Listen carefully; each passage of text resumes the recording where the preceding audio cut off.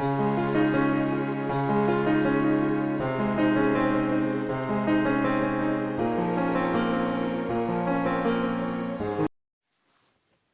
मैं आपको एक प्रभु श्री राम की बहुत सुंदर लीला सुनाती हूँ, जो पंचवटी में रह कर के भगवान ने वनवास काल में एक सुंदर लीला की।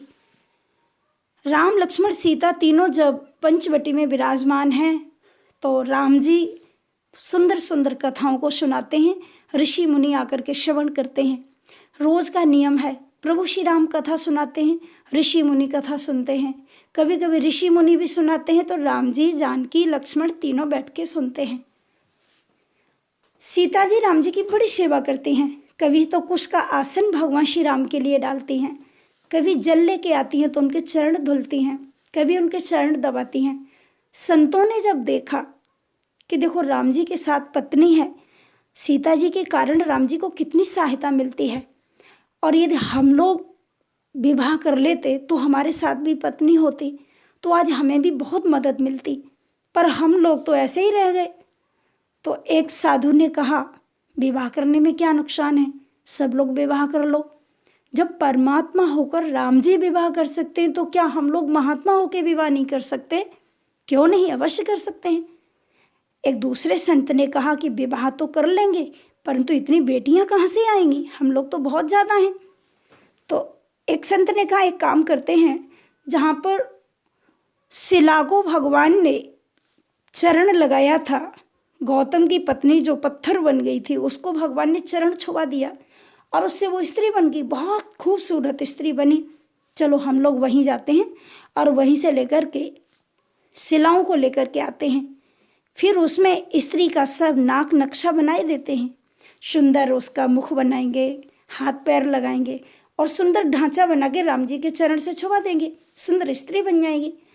और सभी लोग ऋषि मुनि सब इकट्ठे होकर बैठ जाएंगे, इकट्ठी शिलाओं को रख देंगे, सभी का एक साथ ही विवाह हो जाएगा सबके साथ में। तो भगवान श्री राम ये कृपा कर देंगे, हम लोगों का काम बन जाएगा। बस अब तो ऋषि मुनि यही करने लगे कि ऋषि मुनियों ने जाकर के सुंदर सुंदर शिलाओं को लेकर के और उसमें नाक नक्शा बना करके अपनी कुटिया में तैयार करने लगे। 2-3 दिन हो गए कथा सुनने के लिए नहीं गए। राम जी को जब पता चला कि 3 दिन हो गए ये लोग कथा सुनने नहीं आए, तो लक्ष्मण को भेजा। लक्ष्मण जी ने जाकर के सारी जानकारी ली, राम जी को आके बताया कि प्रभु, विवाह करने की तैयारी में सब लोग शिलाओं पर नाक नक्शा बना रहे हैं, आपको चरण छुआना पड़ेगा, उन सबको विवाह करना है। राम जी ने जानकी जी से कहा, देवी तुम्हारा आना तो ठीक नहीं रहा, तुम्हारे आने के कारण ऋषि मुनियों को मोह पैदा हो गया। अब मैं कुछ लीला करूँगा, उसमें तुम्हें मेरी सहायता करनी पड़ेगी। राम जी ने इशारे ही इशारे में जानकी जी से बात की और बस दूसरे दिन जिस समय लक्ष्मण जी कंदमूल फल लेने वन में गए तो भगवान राम ने जानकी जी से कहा, सुनो प्रिया व्रत रुचिर सुशीला, मैं कछु करब ललित नरलीला, तुम पावक मैं करहु निवासा, जौन लगी करो निशाचर नासा। हे सीते, तुम अग्नि में प्रवेश करो, क्योंकि मैं लीला करना चाहता हूँ, मैं राक्षसों का विनाश करूँगा, तुम्हारा हरण कराऊँगा। जानकी जी चरणों में सिर रख करके प्रणाम करके प्रभु पद दर ही आनल समाने और अग्नि में प्रवेश कर गई। लक्ष्मण हूँ यह मरम न जाना, जो कुछ चरित रचा भगवाना। तो ये प्रभु की लीला थी।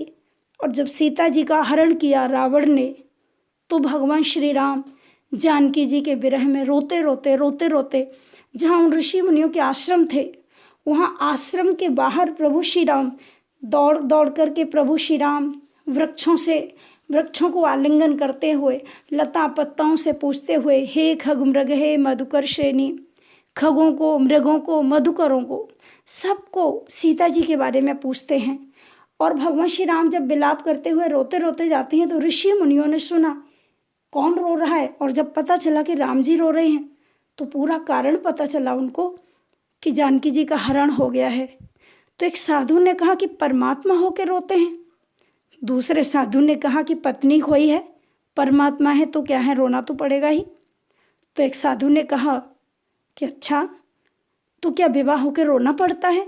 यदि हमारे बारे में भी कोई ऐसी घटना घट गई तो हमें भी रोना पड़ेगा? बोले हाँ निश्चित हो सकता है कि रोना पड़े। ऋषि मुनियों ने कहा झंझट है, हटाओ, फेंको इन शिलाओं को।